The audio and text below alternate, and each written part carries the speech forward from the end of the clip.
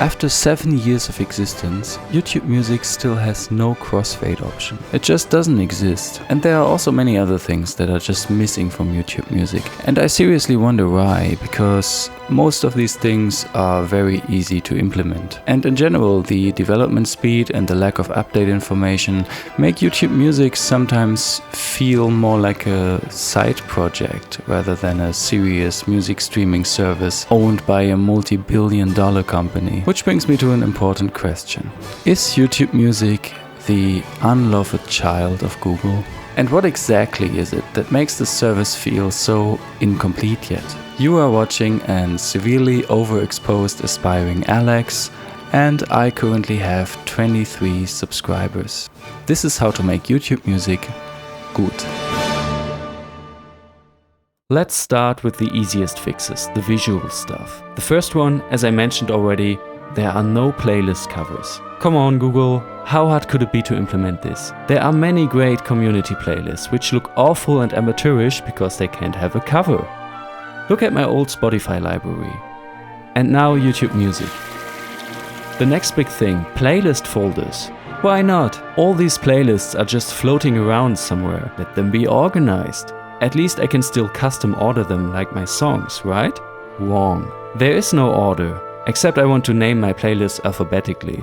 Good luck with that. And YouTube, is there anybody who sorts their playlists from Z to A? Is this really more common than a custom order?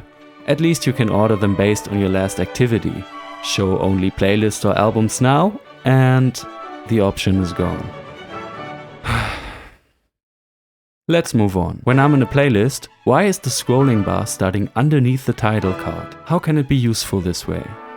The lyrics option is a great feature, but it looks like plain text with an Android 5 touch animation. And why is it so small? In general, it feels like the developers were quitting their jobs after 80% of the app's design was done. There is missing UI design everywhere for some reason. The account settings? Beautiful. Good size, even with little symbols. The app settings? Plain.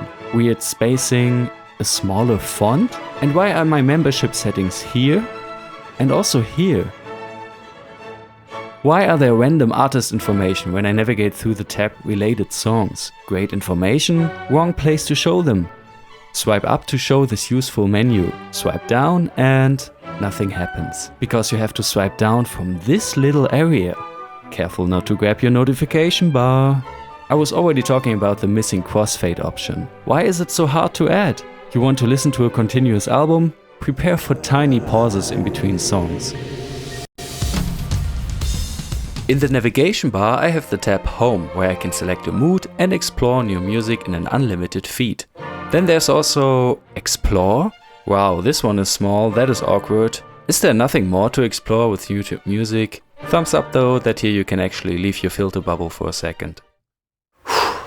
That was a quick and dirty run through the inconsistent and unfinished design. Did I get too nitpicky? I don't know, I feel like these details make all the difference between a great user experience and weirdness.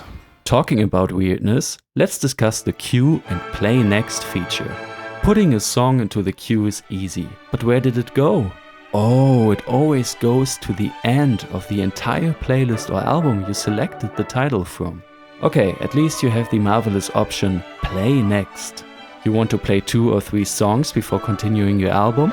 Now they are all reversed, because Play Next does not care for other songs you've put in queue before. And if you want to have an order now, you have to think backwards and play next the last song you want to hear first. Too confusing? You can also just add them into the queue and manually drag them through your whole playlist one by one. And you want to see what you added to the queue later? Good luck, because there's no indication of what you added and what is automatically there. To make things worse, try to start a playlist from the middle. Now your current song is somewhere in the middle of the queue. What is the reason for all these songs up here? Finally, your queue is sorted and aligned. Be careful not to accidentally press on another song, otherwise your whole queue is gone and you can start over. What a mess. As you can see, the app is far from finished, but don't get me wrong please, because in general I think that the app is pretty good and also well designed. If there would be just more consistency and attention to detail, more love and care put into the app instead of just shoving money into it. Well, at least we have an app. On desktop, the situation looks a bit more depressing. At the moment, desktop users have two options. The official app for desktop is literally just a Google Chrome shortcut. That's it. But wait, there's also the amazing GitHub community, which develops an actual desktop application. Wow, Google, having your users developing a program to use your servers is a real shame. And still, you can't use either of those options when you're offline. The only option without connection? Learn to use your computer in silent mode, because you have to plug your headphones into your phone to listen to downloads. Okay, that's enough.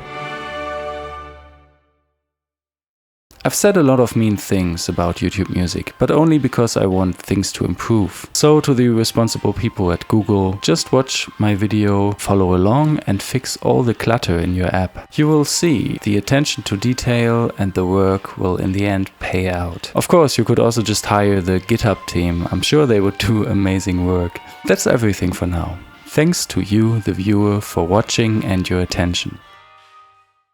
Now I just need one more wholesome sentence to end this video positively. So let's come together as a community and hope for a future with one more premium music streaming service that can live up to the high quality of its beloved mother, YouTube.